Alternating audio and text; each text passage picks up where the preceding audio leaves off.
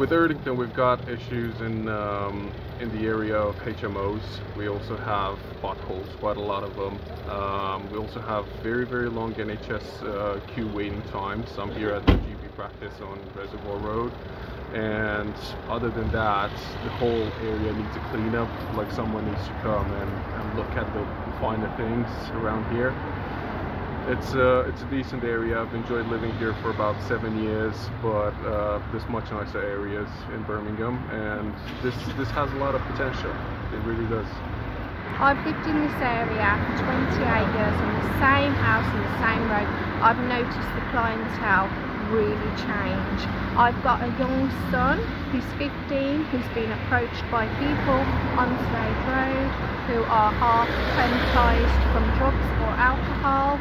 I don't feel it's safe for him to come onto Slade Road anymore. I'm just too afraid to even use the shops if I have to. I'm literally running and running back. I'd rather be safe and go in my car. You've got High Street now, it's nothing like what it used to be. I've got more betting shops than supermarkets or anything on Erdington High Street than ever before, which also brings in the wrong clientele.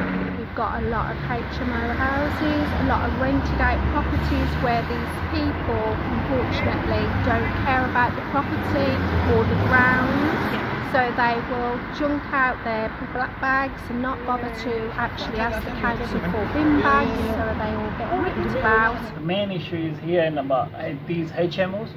There's like there are criminals here, the druggies here.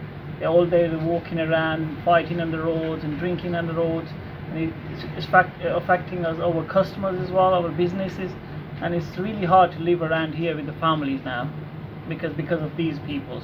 So that's the main issue here. There's so many issues regarding, for instance, the levels of policing, which are not up to par, not up to standard, haven't been for a very long time. The community feels like it's going backwards in time. The high rise of drugs. I'm a person that's up for mental health, that's not been getting help from the mental health people. We need more supporting people within the community to lend an ear, like the time of day to go and, you know, just go forward in the community to help people with problems. When it's people that have homeless issues, you know, just giving them the aid of just using your phone to phone up Birmingham City Council, or to phone up places that have homes for let for people who have homelessness, you know, things of that nature. Prostitution on a whole can be a thing of where young girls that are still in school, they're probably having hardship at home, that want to escape out of home, and then being groomed by older people of whatever races to then be out there selling themselves because they got misled into drugs and things of that nature, and abused, and then abused by these people that got them on drugs in the first place. But Paulette Hamilton is doing a grand, fantastic job. Well, there's a lot of issues, but the main thing what bothers me is the amount of young girls what I see coming in and out of obvious brothels. Girls what are been out of social services, prison, families have given up on them and they've been took advantage of, because this is a breeding ground. Like, drug dealing gets ignored around here. Like Erdington High Street, the police don't want to go up around here, and it's a lack of policing. I would probably say, you know, this area is rather dirty and it just needs a little bit of investment, a little bit of time for people to feel a bit proud of where they live, and, you know, just maintain the place really. And secondly, I would say it's an issue of safety, especially in the winter evenings when you're so, you know, it gets dark very quickly and you don't feel very safe in these roads when you can see drunk people and, you know, people on drugs creating disorderly behavior kind of around the place. So it's just that really. At the moment, I would imagine that, well, the thing that affects me most is making an appointment at the doctor's, because you ring up at 8 o'clock, as they say, and you're never number 1, you're more like number 17, and then when you get through eventually, it's an appointment that you can't make anyway.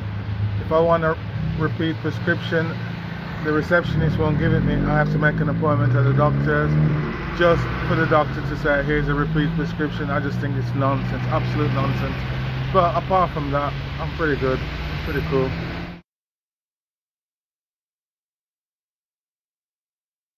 Ooh, that's really hard.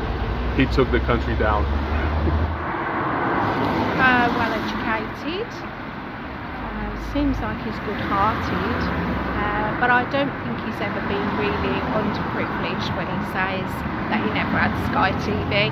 I'd say it was more about that he just had to work really hard to get where he is, and I think he does want to do his best. He's a fake individual, he's not a human being. He's a narcissist, and I don't like narcissists. I don't think I could. I think he's self-assured. He's a self-assured person, but I think he's also deluded. When I look at politicians, it's easy for me to say, is his first priority the country, or himself, or his party? And I just think the first priority should be the party. It should be the country. With most politicians, their first priority is themselves, and then secondly the party. I think Sunak is the party, not himself. I'll give him that. The party, not the country, and I think it should always be the country first. What's best for the country, not what's best for your party. So Sunak, I think he's a little deluded. I think he's sincere, but I don't think he's got his finger on the pulse.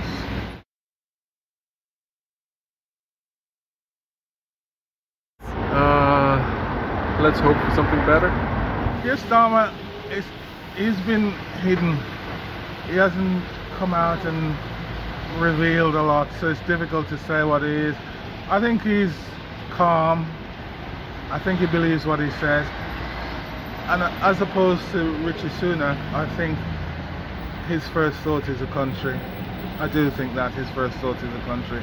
So I'd be more inclined to vote for him than the guy who thinks of the party first or himself first.